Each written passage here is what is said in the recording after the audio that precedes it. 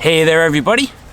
Eric from OUTERLIMITLESS here with Joe from Survival Attitude. Good morning, Eric. How are you? Good, man. What's happening? How are you today? Not much. Here we are again, buddy. Doing good, doing good. Well, for everybody watching here, this is the Out of Doors episode 5. We're here today to talk to you about Tops Knives. I mean, I think a brand that it doesn't matter whether you're military, law enforcement, you're into bushcraft, you're a woodsman, you have camping tasks that you're trying to perform, maybe everyday carry. It doesn't matter if you're a father or a son. I mean, there's a Tops knife for pretty much everybody. It is absolutely true. Love Tops. It's a brand that just found me. I started my knife, love, I guess, years ago with an old K-bar, kind of a way to get started. And then years later, I found this company, Tops, U.S. made, and they definitely seem to breach that technical, that level, operators and military, law enforcement. And I think as years went on, they definitely got more into the EDC/bushcraft, even specialty, but a rock solid brand, and glad I uncovered them many years back. Well, it's funny you say many years back. I mean, I'm here today running a YouTube channel, and I would say if it wasn't for some of the YouTube personalities out there, Tops is a brand that probably would have taken me longer to find them. Now, not that I wouldn't have, but I mean, right away you had people like Chris Tanner from Prepared Mind 101, Aaron from Gideon's, you had Tim from Everyday Tactical Vids, and I would say that 6 years ago, all the work that Tops did to really get these knives out into the market and before people's eyes and showing the capabilities and performance. I mean, it's one thing for people to have them in their hands and to feel it and to really be able to use it themselves, but for everybody else trying to get into the brand, watching, it's like, wow, like these knives can perform. Yeah, it's true. They definitely adopted social media early on, which has been great. Gives you a good close-up perspective of what it's like in hand and usage. What I like about Tops too, they take a lot of input from their designers, and they have no problem displaying that on social media. Andy Tran, yeah, right absolutely. out there, that video was just epic. He was in the Pacific Northwest, I think, in his hometown, and just the dirt, the mud, the rainforest, using it to home a field knife was just like, oh my gosh. If they have this type of input behind their designers, they've got to be good. And I think all their models are that way, if not developed in-house. Correct. By a master. Yeah, exactly. Well, so I mean, when you look at the involvement, and I'm not even going to say that I even come close to knowing everybody in the operations, but the two guys that I've obviously talked to the most, I mean, Leo Espinoza and Craig Powell, those two guys are just such a huge part of the Tops team and really pushing the brand. And they even have, they have in-house photographers, in-house videography. Okay. They're producing endless content that I think, as a manufacturer, they really bring a high value to their, fans and viewers, not only from the quality of the knives, but the quality of the amount of media. Like, if you are an actual Tops fan, there's a lot of candy for you to get in behind the scenes. They have their podcast, the Daily Grind, so the Tops Daily Grind podcast. It's entertaining. It's at times vulgar. It covers many different topics. They have celebrities and experts and different personalities on the show. So I would say, from not just the quality of their knives, but as a brand and as somebody who's a fan of Tops, I get a lot of value out of that company. It's true. Very, very true. So, well, guys, we have a whole bunch to show you today. This is going to be a chock full of blades type of day. I think we have to do a little bit of field work. I don't know about you, but when it comes down to us in the out of doors, we like to surround ourselves with fire and coffee and cooking. And I don't know about you, but I don't have any coffee right now, and I need some. I do need some. Well, with that said, we got a lot to do, and if you're interested in seeing a little bit more about what we're about to get into, do us a favor, stay tuned.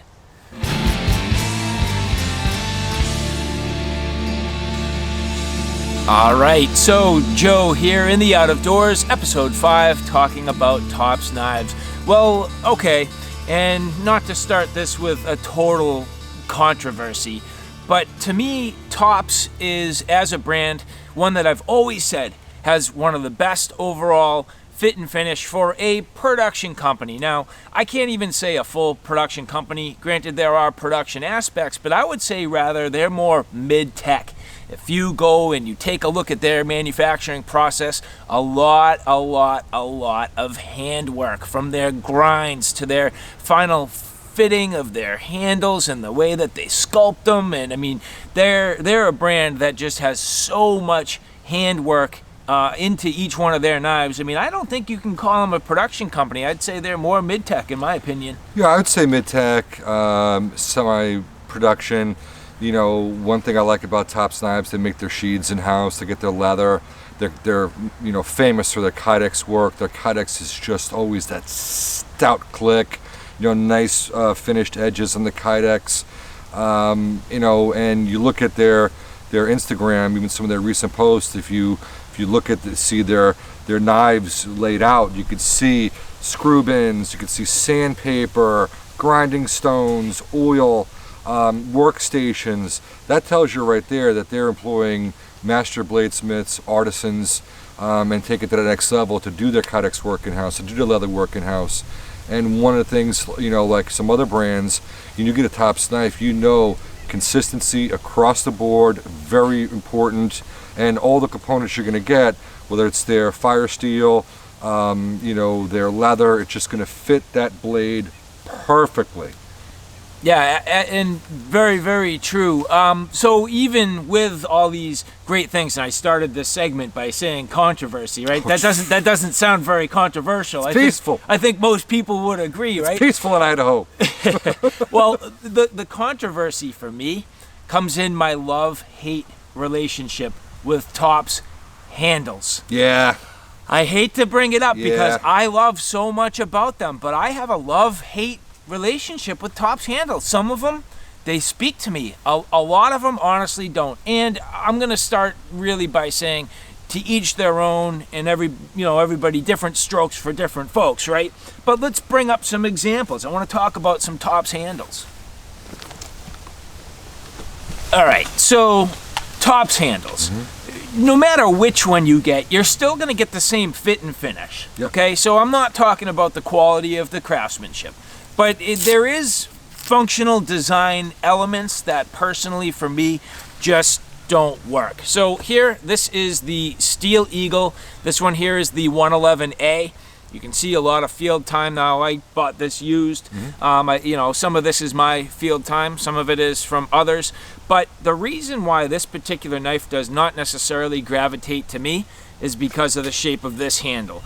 Personally, I find this to be quite blocky. So very blocky, which, a lot of Tops knives have a little bit of what I would call a slab-sided handle. But two things. It's a little short now. It's not horribly short, but it's a little bit short, and it just limits my positioning for my hand with this, I don't know what you'd call that. It's kind of like an indexing choil, right? So for me personally, and this is a style of handle on a lot of the, I would say maybe more tactical style blades, it just doesn't work for me. Now, I'm not really the most tactical guy, but for me personally, that's just a handle style that I don't like very much. Yeah, this was my first Tops knife. I'll show you mine. And when I first held the knife, don't get me wrong, purchase and lock-in from a military operator standpoint, solid. The challenges that I have with this knife are really getting into it and using it. But despite the blade and the serration, right, let's go into the handle. So, and I actually had a conversation with Tops about this. I respect their decision. They said that, lots of testing. They do want that purchase. The confidence of knowing that when you're grabbing it, your blade side down, you're not guessing where it's located. That's very important for military aspect, dark usage. But I also want the ability to thrust, to pull, to chop. Very, very important. And with their thumb ramp, it is very aggressive, and so is their jimping. Now, I don't know if it's now a good time I'll show you what I've done to my Steel Eagle. I had to do some modifications. They're subtle. They made a world of difference. So we looked at the stock Steel Eagle, and some of the challenges we have with the handles, controversy. So to show you what I've done to mine. The first thing I had to do was soften that ramp so my thumb isn't getting torn up. And these are actually poking holes through leather gloves I was wearing. I'll soften that up a little bit. In the back, because the knife does have great forward weight to do some chopping, I was able to just soften and chamfer one of the pommel area sides so that it's swinging in the palm of your hand. It's not, that 90 degree is not shredding you. I also had to do it with the inside because you're getting that swinging motion. You want to get that. This is actually a really steep bite. As far as location of the ricasso, choil, pommel, yes, it is tight, and that still does bite in, but just some subtleties you could do. And I also did chamfer out the choil area. So when you're doing lateral cuts or trying to push and twist the knife, you do get a better lockup. You can't avoid the forward ramp because you're getting into the serrations right away. I really wish that this was filled in 2 or 3 serrations to get that forward purchase. You don't, in my opinion, you just don't need that much. But it is what it is, and actually, in all the knives I have, the one that's done the most work, the most processing, solid oak, is this knife right here. This thing is literally, for me, processed cords of firewood. It just looks evil. It doesn't, the blade, I think, I've never actually put a ceramic or a sharpening stone on this thing, just light strops, and man, oh man, it is still so sharp. So, one of their first models, definitely, I think, more towards a tactical application, but for woodscraft, it performs very, very well. It's confidence in hand, that 1/4 inch thick stock. But controversial? Absolutely. You know, I think Tops being very military inspired, it's in their blood and their DNA. We talked about this in previous videos. Military knives seem to have block handles. The only reason I could think that that's the reason is instant purchase. You're going to get some twisting if you have to twist open crates or whatnot, doors, breaching. You can't really twist at a bushcraft style broomstick handle. And I always felt you're going to put your knife down, which you shouldn't, but Humvee, hood, something, flat surface, you're not going to get that roll with the round handle. I'd love to understand from you, military professionals, why so many military-inspired knives do have block handles and continue to do so today. It does ring through the Tops line. Even their Puko series does have that flat on it. It's not fully rounded, so I'm curious. It could be manufacturing, cutting costs, you get more slabs out of it, I don't know. But yes, I certainly agree that a lot of their handles are blocky and need to be a little bit tweaked to make them fit better anyway. But good point with the controversy there. So yeah, this being the out of doors, it's not just about our conversation, it's a conversation with all of you. So if you have any thoughts about this, we'd love to hear from you. Please leave some comments below. You know, if you have thoughts about Tops in general, Tops knives, and specifically at this point, you know, thoughts and ideas about their handles. I mean, weigh in on that. We'd love to hear from you. What do you think, Joe? Get into a little batoning? I mean, we can't just talk about these beautiful blades. I think we need to work with them a little bit. Wind's picking up. I think it's time to get the fire going. Yep. With that said, we got to process some wood. You know, Tops, they're eager beavers, man. They're definitely gonna do some cracking. Nice. So let's get into it. All right, so here, continuing to talk about these handles, this is the Armageddon. Now, this has a very similar handle to the other knives that we were looking at, but you'll notice that it's slightly rounded, gives it a little more contour. Now, this is a little more comfortable for me, but I would absolutely love to mod this. At some point, I'll probably take this, you know, hump between the choils out and just widen out that grip. But you'll notice good overall size. Now, we are going to use this for some batoning. Has this saber grind here.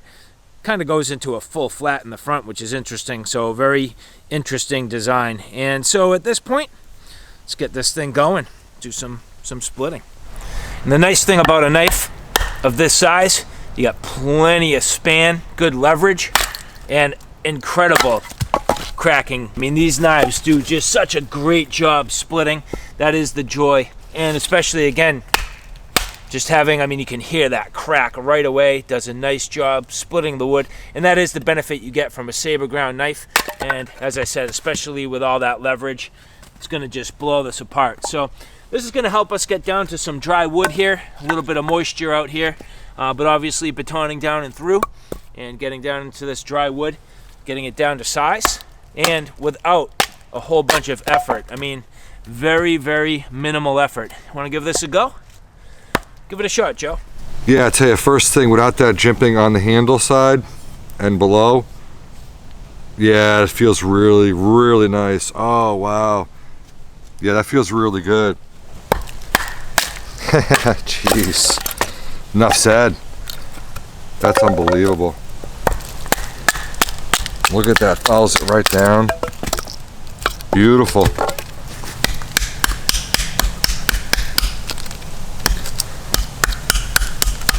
Wow. Awesome. All right, so Joe, speaking of knives in this size class, while we're doing some batoning and splitting. Woo-wee. So here we have the SXB. Wow. So designed by EJ Skull Crusher Snyder. Yeah. I did a review on this a little while back. Performs extremely well. I'd be very curious to see what you think. Interesting. The ricasso area really thinned out. Get you to some really nice purchase, some fine tasks. That actually makes sense to me. Oh, look at that. That choil, not so protruding, really rounded out. That's actually really nice. Oh, for swinging with this lanyard style, that's actually incredible. Oh, jeez.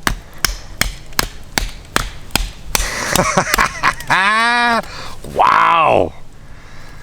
Oh, wow, that's incredible. Let me do some batoning with it. Oh, this is nice. You get limited serrations, and now we can get some better batoning action, I think, with this. This is cool. What? That's hardened maple too. That's not a soft wood. Let me try with the, actually I want to save that for more on the finer tasks. I think we can take advantage of that belly.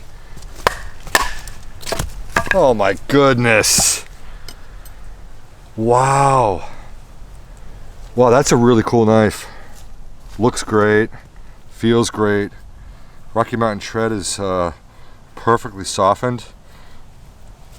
Jeez, EJ.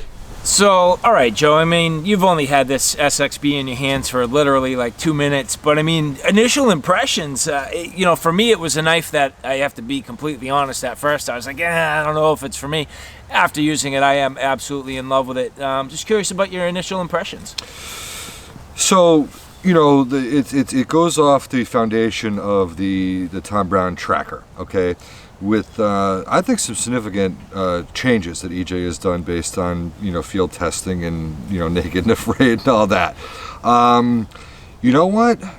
I could tell you right away, when I first hold the knife, if it's that native, there's no chance that I'm going to fall in love with it. This, I was actually skeptical going into it, and just the first grab, all day long. I do feel, for me, for some reason, we're getting into this thin part here. Let's call it the ricasso area, the choil. It is a aggressive transition from, you know, this wide to literally half that. I'd have to get used to it, but I certainly could. It's not like I'd never use it again. This is a knife I'd want to really get familiar with and use more. The way you get this, you know, dual blade aperture, whatever you want to call it, this forward weight just lends itself to chopping, batoned like nobody's business. You do have kind of a swedge, but it's left predominantly on the flat, which is great. It did not tear up the baton and actually forced the energy down. Large enough handle for all different purchase. There literally is no hot spots on this. You have that skull crusher capability, which I really like. This is a great knife. It's cool. This is a great knife. Yeah. I can feel confident with this as a one-tool option. Yeah. Seriously. Oh, I'm glad you had a chance to try it out, and I've been impressed at this. One of the things that you did bring up, and I'm glad you mentioned it, was Rocky Mountain tread. Looks so good. Love it or hate it. And this is to all you. So again, if you have some thoughts on this, I'd love to hear you weigh in the comments below. But yeah, man, Rocky Mountain Tread, okay? Love it or hate it. Now, Rocky Mountain Tread is something that's an option. You can actually have it custom ground into any one of their blades. But some of them are made all the time with Rocky Mountain Tread. And you can only get it with Rocky Mountain Tread. I mean, how do you feel about it, and where does it come into play for you? So it's interesting. First of all, aesthetically, it looks fantastic. I'm going to tell you right now. But you know, I've done some. It's not hard to do. You take a Dremel, sanding disc, and you can make the channels. You can make the offsets. But the key is, and I'm not sure if this has been done. You've not touched this handle up at all. That's okay. Stock. So Tops Knives did a great job at hand sanding this micarta, because you would get some really sharp transitions if you did not. The Rocky Mountain Tread, you know what? You can do it on your own. You can make mistakes. You could be, symmetry. You can do offsets with it. But as long as I'm telling you, because micarta can be very sharp, as long as you just light sand those edges, you are going to get increased traction. You're going to reduce a little bit of weight too. Every ounce counts. So in this particular scenario, I like it. In fact, it's inspiring me to put Rocky Mountain Tread on some of my just flat slabs. Yeah, that's cool. And from large blades to small blades, this here is called the Viper Scout. They do use it in a number of different scenarios, slightly different pattern due to the depth of the handle. But again, gives it a good feel. And in fact, in different ways, your fingers literally lock into those treads. So, not only is it giving you just general traction as a whole, but at times your fingers do kind of lock into those tread patterns. And so I have, I would say, mixed feelings about it. I don't hate it by any means. I do actually appreciate it in a number of different ways. And would I want it on every one of my Tops knives? Probably not, but I'd say the ones that I have it on, I do like it. Yeah, this is a really cool knife. It's Canadian trapper style. This has been done before. It's a really, really cool knife, as I said. So here we talk about the Rocky Mountain Tread, and there we go. Really, really sharp.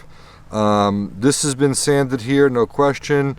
This is left, I think, a little bit sharp. Probably not I'm not sure if they mount them and sand them on this blade or whatnot. But I would have to do just a little bit of softening. It takes, a minute to do. But on this particular knife, you're going to get forward, reverse, lateral. I actually feel that the Rocky Mountain Tread on this knife, it belongs. I like this knife a lot.